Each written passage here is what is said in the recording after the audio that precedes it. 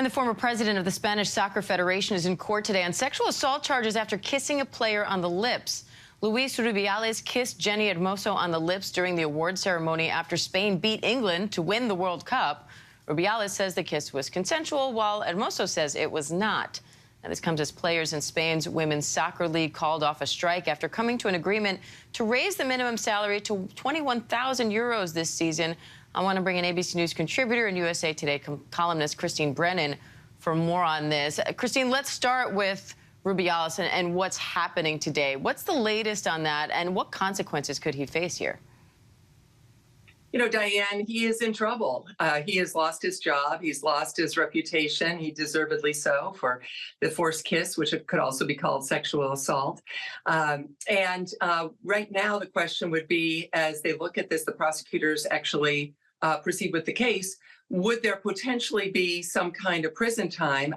Most experts think probably not, and that he would receive some kind of a other punishment, but outside of prison. So, I mean, I think in many ways we could all agree he's received a lot of punishment for what he has done, losing his entire career. Certainly not looking out for him by any means, but that's the next step for him as his career literally crumbles before his eyes.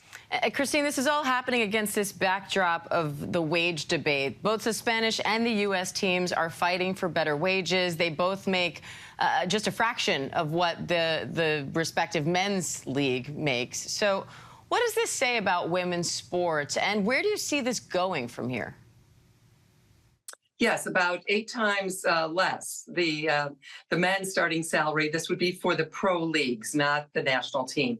The men are in the $190,000 range for a starting salary, and the women is, basically $22,000. It's just egregious and terrible. And it's certainly, again, a window into what's going on in Spain. Keep in mind, Diane, as you well know, a year ago, the U.S. Soccer Federation mandated finally that the women would be paid equally to the men. So the U.S. equal, and the men, of course, and then in Spain, of course, it's 8 times as bad. It is a little confusing because there's a combination of national team and league play for the U.S. and, of course, the Spanish, it's separate. But I do believe that what we're seeing here is, again, the residue or the result of all of the misogyny and the sexism that was on display on August 20th on that stage in Sydney, Australia, with Rubiales with the forced kiss. And I think it's that same feeling, lack of respect for women, lack of paying women. They couldn't care less about the women's game. And frankly, I'm shocked that they couldn't get more money, because where are the sponsors? The sponsors have to be looking at the Spanish team and saying, this team is interesting. Where are the advocates in Spain saying, let's pay the women more than this pittance of $22,000 to start out? So there's a long way yet to go for the Spanish Federation and for the women's team, and in this case, the women's leagues. But these are the ones that are sponsored, and they could have companies paying them more money, and I'm surprised that they don't.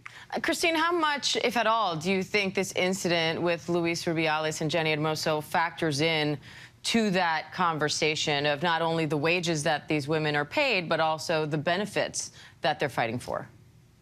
Right, which again is something that the U.S. women's national team made sure to fight for, even though, again, that was national team, not entirely the league play. So it's a little bit apples and oranges.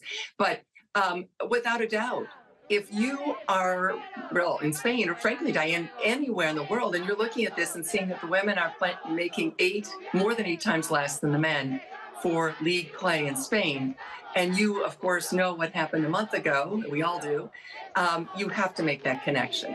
And as I said, I'm a little surprised that there aren't companies in Spain stepping up in a bigger way right now and trying to fix this and trying to close that wage gap, because that is the tangible way, maybe the first tangible way to say we care. Obviously, Rubiales is gone. The coach Jorge Vilda is gone. Those are very, very big deals, as we've covered. You and I have talked about. But money talks, and the thought that we can all look at that money and see the difference. As I said, where are those Spanish companies that understand that it's 2023 and it's time to pay women equally? This is a conversation the world has had, the Western world has had, the U.S. has had, of course, in a very big way culturally, not just in sports.